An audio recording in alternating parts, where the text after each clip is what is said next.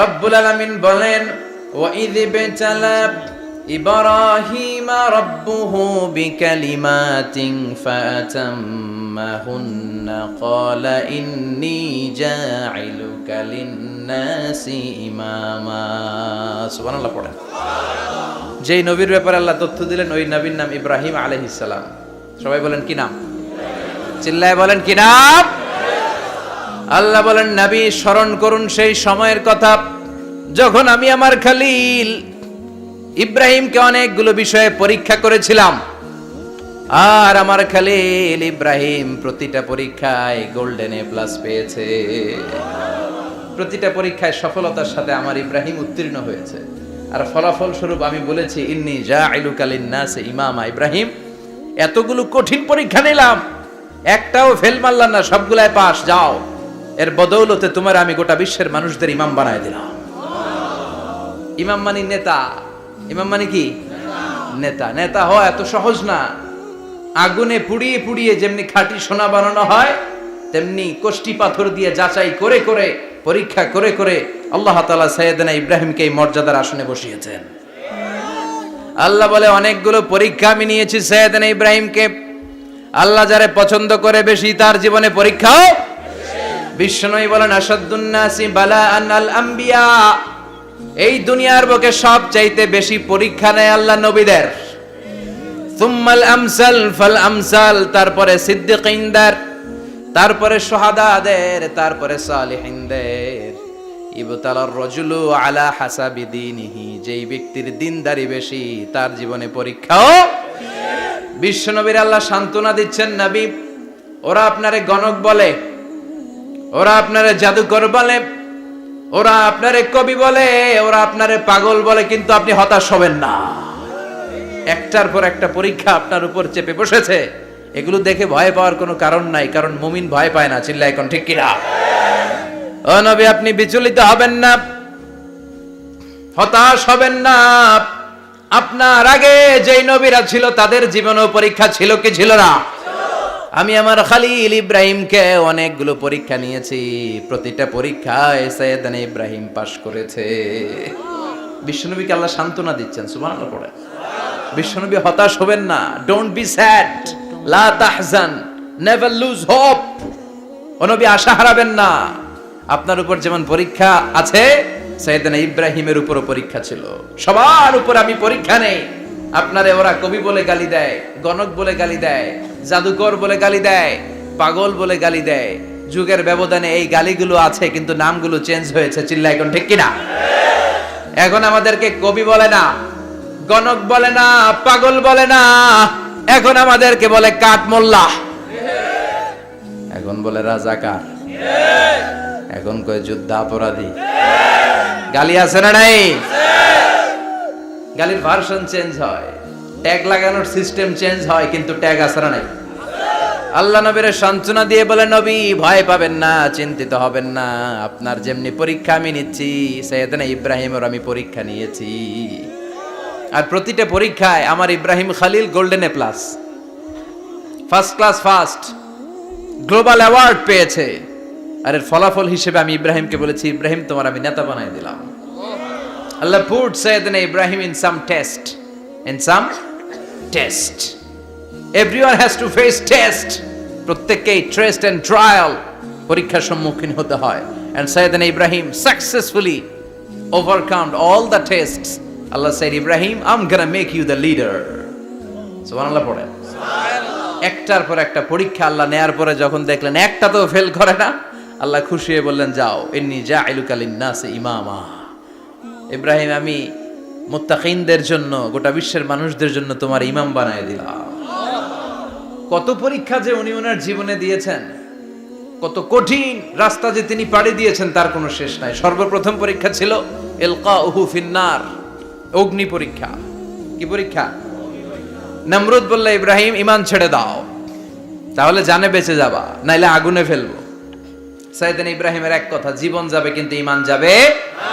ঈমানের পথে অবিচল থেকে আমার মরণ যেন হয়, তোমারই কাছে মিনতি আমার, তোমারই কাছে মিনতি আমার।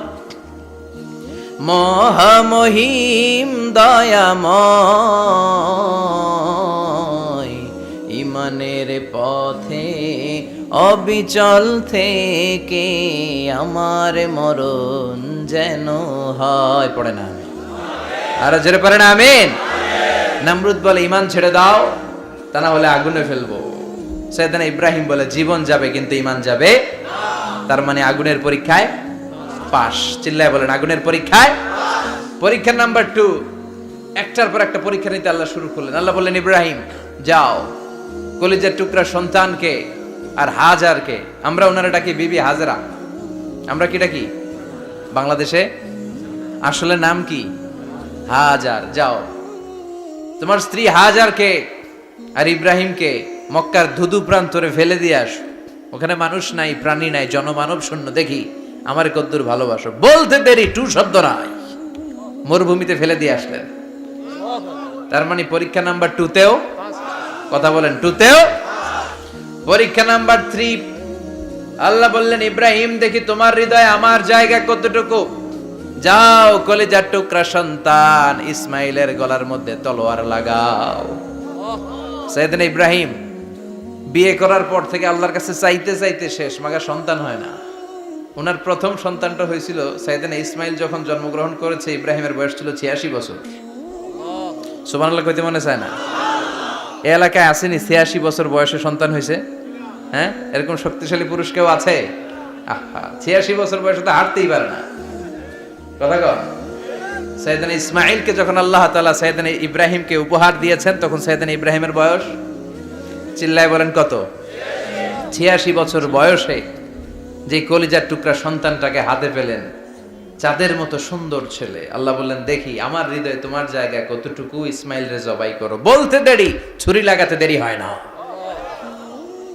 তার মানে এই পরীক্ষায়ও পাস।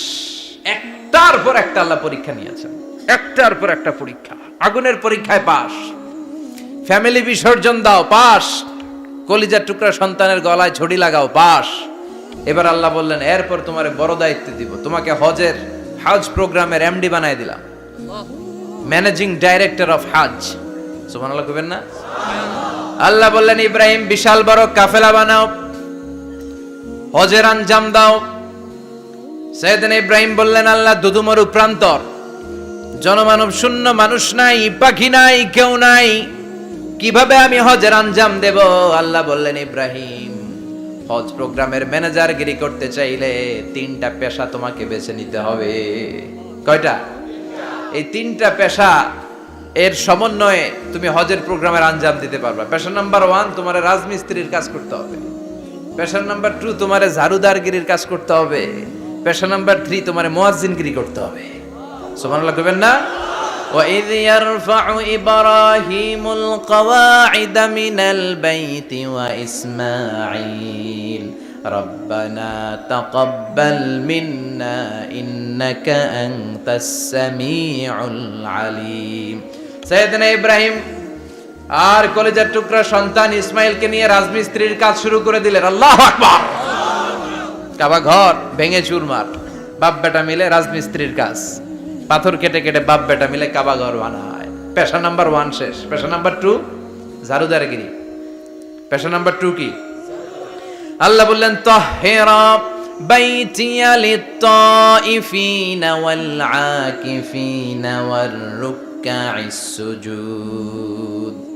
মসজিদেরি ঝাড়ু বারদার হোক আমারে হাত, শোনো আমারে মুনাজাত, শোনো শোনো ইয়া ইলাহি আমারে মুনাজাত, শোনো আমারে মুনাজাত। পড়েন আমিন। আল্লাহ বললেন তাহেরা পরিষ্কার করো, মানে ঝাড়ু দাও। বাইতি আমার কাবা ঘর, লিত্তাইফিনা তাওয়াফকারীদের জন্য, ওয়াল আকিফিনা ইতিকাফকারীদের জন্য, ওয়ার রুকআইস সুজুদ রুকুকারীদের জন্য, সিজদাকারীদের জন্য। ঝাড়ু দাও। বাপ বেটার রাজমিস্ত্রিগিরি শেষ, এবার ঝাড়ুদারগিরি শুরু। সুবহানাল্লাহ বলেন। এরপর আল্লাহ বললেন 3 নম্বরে মুয়াজ্জিনগিরির কাজ করো, ওয়াআযযিন ফিন-নাসি বিল হাজ্জি ইয়াতুকা রিজালাও ওয়া আলা কুল্লি দামিরি ইয়াতিনা মিন কুল্লি ফাজ্জিন আমিক। ঘর বানিয়েছেন, এই ঘরে তোমরা হজ করতে আসো। সাইয়েদনা ইব্রাহিম বললেন, আল্লাহ আমি আর আমার পোলা ছাড়া কেউ নাই। কেউ আছে? মানুষ নাই, আপনারা কেউ নাই, আমি কার সামনে আযান দেব? আমি কার সামনে ঘোষণা দেব? আল্লাহ মানুষ নাই, প্রাণী নাই, পাখি নাই, দৃশ্যমান কিছু নাই, কোথায় আমি ঘোষণা দেব? আল্লাহ বললেন, দাঁড়াও, দাঁড়িয়ে তুমি আজান দাও, ঘোষণা দাও। তোমার এই আজানের আওয়াজটা গোটা বিশ্বের সব মানুষের কানের ভেতরে আমি আল্লাহ পৌঁছে দেব। আযিন ফিন-নাস বিল হজ, হজের আজান দাও। উনি আজান দিলেন, আইয়ুহান নাস ইত্তাখাযাল্লাহু বাইতান ফাহুজ্জু। আল্লাহ একটা ঘর বানিয়েছে, যাদের সামর্থ্য আছে হজে আসো। সুবহানাল্লাহ পড়েন। তৎকালীন সময়ে গোটা বিশ্বে যারা ছিল সবার কানের ভেতরে এই ঘোষণাটা, মানে এই আজানটা পৌঁছে দিয়েছে কে? আমরা তখন ছিলাম পৃথিবীতে? কই ছিলাম? ফি আলামিল আরওয়াহ, রূহের জগতে। রূহের জগতেও আল্লাহ তাআলা আমাদের কানে পৌঁছে দিয়েছেন। রূহের জগতে থেকে এই আজান শুনে আমরা যারা লাব্বাইক বলার সুযোগ পেয়েছি, তাদেরকে এই দুনিয়াতে হজের নসিব আল্লাহ করে দিবেন। তার মানে হজ প্রোগ্রামের ম্যানেজার। সুবহানাল্লাহ পড়েন। পরীক্ষা কারে কয়? কত প্রকার কি কি। হজ প্রোগ্রামের ম্যানেজার বানাইলেন, ম্যানেজিং ডাইরেক্টর, মহাব্যবস্থাপক। হজের আঞ্জাম দাও, আর হজের আঞ্জাম দিতে যে তোমাকে প্রথমে রাজমিস্ত্রির কাজ করা লাগবে পাস, ঝাড়ুদার গিরির কাজ করা লাগবে পাস। আল্লাহর নবী উলুল আজমি মিনার রাসূল মসজিদ ঝাড়ু দেয় না, আমরা মসজিদ পরিষ্কার করতে চাই না, আছে না নাই? বালু দেখলেই মুয়াজ্জিনরে গালি, কথা কন।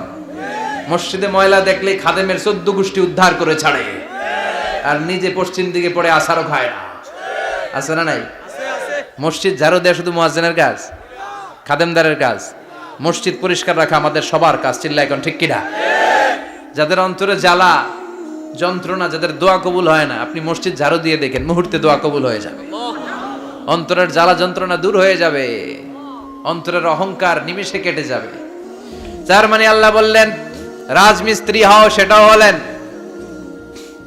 ঝাড়ুদার হও, সেটাও হলেন, আজান দাও, সেটাও হলেন। তার মানে হজের যে পরীক্ষা নিলেন, এটাতেও কথা কন, শুনতেছেন? 4টা ভয়ঙ্কর পরীক্ষা নিলেন, 4টাতে পাস। পরীক্ষা নাম্বার 5। আল্লাহ বললেন, ইব্রাহিম বয়স কত? সাইয়েদনা ইব্রাহিম বললেন 80 বছর। আল্লাহ বললেন, নিজ হাতে নিজের সুন্নাতে খাতনা সেরে দাও। সহিহ বুখারীর বর্ণনা, ইখতাতানা সাইয়েদনা ইব্রাহিম আলাইহিস সালাম ওহু ইবনু 80 সানা বিল কদুম। বুখারীর বর্ণনা, 80 বছর বয়সে কুঠার দিয়ে লজ্জাস্থানের সামনের চামড়াটা কেটে নিজ হাতে নিজের সুন্নাতে খাতনা সেরেছেন। এমনি এমনি আল্লাহর প্রিয় হন নাই, এমনি এমনি গোটা বিশ্বের মানুষদের লিডার হন নাই। পরীক্ষার পর পরীক্ষা দিয়ে তিনি আল্লাহর সম্মানের চেয়ারে আসীন হয়েছেন। চিল্লায় বলেন ঠিক কিনা? এজন্য আল্লাহ বললেন, ওয়াইয ইবতালা ইব্রাহিমা রাব্বুহু বিকালিমাতিন ফাআতাম্মাহুন্না ক্বালা ইন্নী জাঈলুকা লিন-নাসি ইমামা। ও নবী, স্মরণ করুন সেই সময়ের কথা যখন আমি আমার খলিল ইব্রাহিমকে অনেকগুলো পরীক্ষা নিয়েছিলাম, আর প্রতিটি পরীক্ষায় আমার খলিল সফলতার সাথে উত্তীর্ণ হয়েছিল। ফলাফল স্বরূপ আমি ইব্রাহিমকে জানিয়ে দিলাম, যাও ইব্রাহিম, গোটা বিশ্বের মানুষের জন্য তোমার নেতা বানাইয়া দিলাম। তিনি আমাদের নেতা, leader of the all human being on earth. পৃথিবীতে যারা আছে সবার নেতা। চিল্লা এখন ঠিক কিনা? এত বরকতের মানুষ, এত বরকতের ফ্যামিলি, ওনার ফ্যামিলি যেখানে তাকিয়েছে ওইখানে বরকত, যেখানে পা লেগেছে ওইটা বরকত। যেই মাটিতে হাত দিয়েছে মাটিটারে সোনা বানিয়ে দিয়েছে কে? সাইয়েদনা ইব্রাহিমের পা লেগেছিল একটা পাথরে, ওই পাথরটারে মুসল্লা বানিয়ে দিল কে? ওয়াত্তাখিযু মিন মাকামি ইব্রাহিমা মুসাল্লা। আল্লাহ বললেন, ইব্রাহিমের দাঁড়ানোর জায়গার পাথরটারে তোমরা মুসল্লা বানিয়ে নাও। হজ করছেন কারা কারা দেখি? অথবা উমরা? আরো বাড়ছে উমরা করতে, মাশাআল্লাহ। যাদের হাত ওঠে নাই এরাও যেন আল্লাহ অতি শীঘ্রই হজ করতে পারে, উমরা করতে পারে। আরে কি বরকতের জায়গা, আল্লাহ বারবার নসিব করো তুমি। কি বরকতের জায়গা। প্রতিদিন 120টা রহমত নাজিল হয় এই কাবা ঘরকে কেন্দ্র করে। সিত্তুন আলী তাইফিন, 60টা রহমত যারা খালি তাওয়াফ করে। এই তাওয়াফের ইবাদতটা ওই জায়গা ছাড়া পৃথিবীর কোথাও করা যায়? কথা বলেন। এজন্য 60টা রহমত যারা তাইফিন তাওয়াফ করে। আর বাঈনা লিল মুসাল্লিন, আর 40টা রহমত যারা কাবা ঘরে নামাজ পড়ে। 40 আর 60 100, বাকি রইল কয়টা? ওয়াল 20 লিন নাযিরিনা ইলাল কাবা। বাকি 20টা যারা তাওয়াফও করে না, সালাতও পড়ে না, খালি কাবা ঘরের দিকে তাকায় থাকে। কাবা ঘরের দিকে ফেল ফেল করে তাকায় থাকলো, আমলনামায় 20টা রহমত নাজিল করে কে? এত বরকতের ফ্যামিলি। সাইয়েদনা ইব্রাহিম সন্তান হলো ইসমাইল, স্ত্রীর নাম হাজার। 3 জনের ফ্যামিলি, চিল্লায় বলেন কয়জন? এই 3 জনের ফ্যামিলির এত বরকত, যেই জায়গায় হাত লেগেছে জায়গাটারে বরকতময় করেছে কে? যেখানে পা লেগেছে বরকত দিয়ে ভরে দিয়েছে কে? সাইয়েদনা ইব্রাহিম রাজমিস্ত্রিগিরি যখন করতেছিলেন, বানাতে বানাতে আর নাগাল পায় না। আল্লাহ বলে এই পাথরটার উপরে দাঁড়াও। উনি দাঁড়ালেন, এবার যতটুকু উপরে ওঠা লাগে পাথরটা অটোমেটিক্যালি উপরে উঠে যায়, যতটুকু নামা লাগে অটোমেটিক্যালি নিচে নেমে যায়। পৃথিবীর কোন পাথরে আপনি ইচ্ছা মতো লাথি মারলে এখানে পায়ের দাগ পড়বে? সাইয়েদনা ইব্রাহিম ওখানে দাঁড়ানোর সাথে সাথে উনার ফুটপ্রিন্ট পাথরের মধ্যে লেগে যায়। কাবা ঘরের পাশে গোটা বিশ্বের মানুষের কাছে চিরম্লান করার জন্য, চিরস্মরণীয় করে রাখার জন্য কাবা ঘরের পাশে আল্লাহ এই পাথরটার স্থান দিয়েছেন। মাকাম ইব্রাহিম। বিশ্বনবী তাওয়াফ করার পরেই ওই জায়গায় 2 রাকাত নামাজ পড়তেন। আপনারাও যারা হজ উমরা করবেন, তাওয়াফ করার পরেই মাকাম ইব্রাহিমে 2 রাকাত সালাত পড়ার সুন্নাত। তার মানে পা লাগছে, ওইটা হয়ে গেছে আমগো মুসাল্লা। সাইয়েদনা ইব্রাহিমের পা যেখানে লাগছে ওইটা আমাদের কি? সুবহানাল্লাহ কইবেন না? আর ওনার ছেলের পা যে জায়গায় লাগছে ওটা হয়ে গেছে জমজমের কুয়া। ছোট্ট বাচ্চা ইসমাইলকে রেখে দিয়ে আমরা যারে বলি বিবি হাজেরা, আসলে হাদিসের ভাষায় হাজার, তিনি সাফা পাহাড় থেকে মারওয়া পাহাড়ে দিলেন দৌড়। কোথায় পানি? পানি নাই। মরুভূমির বালির মধ্যে সূর্যের তাপ যখন পড়ে যায়, মরিচিকার মতো ঝলসানির একটা দৃশ্য ভেসে ওঠে, মনে হয় সাগরের পানি, আসলে পানি নাকি। তিনি সাফায় যায়, যে দেখে পানি নাই। মারওয়াতে যায়, যে দেখে পানি নাই। পানির সন্ধানে হাজার আলাইহিস সালাম 7 বার 2 পাহাড়ের মাঝখানে দৌড়াদৌড়ি করলেন। ওই পাহাড়ের মাঝখানে এই মহিলার পায়ের ছাপ লেগে গেল। এই দৌড়াদৌড়িটা আরশের উপর থেকে আল্লাহ এত সুন্দর উপভোগ করেছেন। আল্লাহর কাছে এই মহিলার দৌড়াদৌড়িটা এত ভালো লেগেছে, কিয়ামত পর্যন্ত সব হাজীদের জন্য এই জায়গায় দৌড়াদৌড়িটা আল্লাহ ওয়াজিব করে দিয়েছে। এই জায়গায় দৌড়াদৌড়ি না করলে হজ হবে না, উমরা হবে না। এই দৌড়াদৌড়িটা, মহিলাটার স্যাক্রিফাইস, হৃদয়ের আবেগ আর ভালোবাসাটা আল্লাহর কাছে এত পছন্দনীয় হয়েছে, কিয়ামত পর্যন্ত আল্লাহ চান সবাই দৌড়াবে, আমি উপর থেকে দেখব। ওয়াজিব করে দিলেন। যার পা যেই জায়গায় লাগছে খালি বরকত। হঠাৎ কলকল কলকল আওয়াজ শুনতে পেলেন। সাফা মারওয়া থেকে দৌড়ে আসলেন কাবার কাছে। এসে দেখলেন ফেলে রাখা দুধের বাচ্চা ইসমাইলের পায়ের ধাক্কায় জমিন থেকে পানি বের হতে শুরু করেছে। কলকল কলকল আওয়াজ। ওনারা আরবি ভাষা জানতেন না। সাইয়েদনা ইব্রাহিম, ইসমাইল, হাজার এরা সুরিয়ানি ভাষার মানুষ ছিলেন।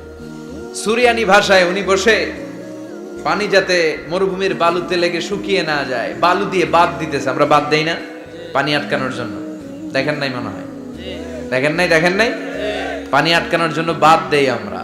হাজার এসে বালু দিয়ে বাঁধ দিতেছে নিজে নিজে, আর নিজের সুরিয়ানি ভাষায় বলতেছে জাম জাম, মানে থাম থাম, পানি যাইস না তুই। জাম মানে কেফ কেফ, স্টপ স্টপ, থাম থাম, আরে পানি চলে যাস না, থাম থাম। ওনার মুখ নিঃসৃত এই ঝাম ঝাম শব্দ দুইটা আল্লাহ এত পছন্দ হয়েছে, কিয়ামত পর্যন্ত আল্লাহ এই কুয়ার নাম ঝমঝমের কুয়া করে দিয়েছে। বরকত আর বরকত। ছেলেকে মিনার প্রান্তরে রেখে জবাইয়ের দৃশ্যটা আল্লাহর ভালো লেগেছে। কিয়ামত পর্যন্ত ঈদুল আজহাতে সবাই আমরা প্রাণী শুইয়ে এরকম জবাই করব, এটা আল্লাহ ওয়াজিব করে দিয়েছে। যার মানে এমন ফ্যামিলি খালি বরকত আর বরকত। আর আল্লাহ বললেন এই ফ্যামিলিতে আমি কিতাবও দিয়েছি, নবুয়তও দিয়েছি। ওয়াজআলনা ফি যুররিয়াতিহিন নুবুওয়াতা ওয়াল কিতাব। সাইয়েদনা ইব্রাহিমের ফ্যামিলির ভেতরে আমি নবুয়ত দিয়েছি, কিতাব দিয়েছি। এই পৃথিবীতে যত নবীর নাম আপনি বলবেন সবগুলো সাইয়েদনা ইব্রাহিমের নাতিপুতি। লক্ষাধিক নবী পৃথিবীতে, 5-7 জন ছাড়া। কজন ছাড়া? উপরের 5-7 জন ছাড়া যত নবী আপনি নাম বলতে পারবেন, যাদের নাম জানি কিংবা জানি না, সব সাইয়েদনা ইব্রাহিমের বংশধর, ওনার নাতিপুতি। ওনার আল্লাহ 86 বছর বয়সে দিলেন সাইয়েদনা ইসমাইল আলাইহিস সালামকে। ওনার বয়স যখন 100 তখন দিলেন সাইয়েদনা ইসহাক আলাইহিস সালামকে। তাহলে ওনার প্রথম ছেলের নাম, দ্বিতীয় ছেলে আওয়াজ করে বলেন, প্রথমটা, দ্বিতীয়টা ইসহাক। দুর্ভাগ্যজনক হলেও সত্য, ইসমাইলের চেনে কোনো নবী আল্লাহ দেন নাই, কোনো নবী নাই। সব নবী এই চেনে হাজার হাজার লক্ষাধিক নবী খালি ইসহাকের বংশে নামে, এই বংশে কোনো নবী নাই। আর এই বংশের নবীরা প্রজন্মের পর প্রজন্ম একে অপরকে বলে যায়, সব শেষে কিন্তু একজন নবী আসবে, ওইটা হবে শ্রেষ্ঠ নবী, বিশ্ব নবী, ঠিক কি না? একের পর এক নবুয়ত আল্লাহ এই চেনে দিলেন। ইসহাকের চেইনে, সাইয়েদনা ইসমাইলের চেইনে কোনো নবী নাই। এত নবী এখানে এসেছে, এরা ভেবেই নিয়েছে ওই যে শেষ নবী যেটা শ্রেষ্ঠ নবী এটাও এখানেই আসবে। কিন্তু আস্তে আস্তে হাজার হাজার লক্ষাধিক নবী আল্লাহ এইখানে পাঠিয়ে সাইয়েদনা ঈসা আলাইহিস সালামের পরে আল্লাহ স্টপ মেরে দিলেন।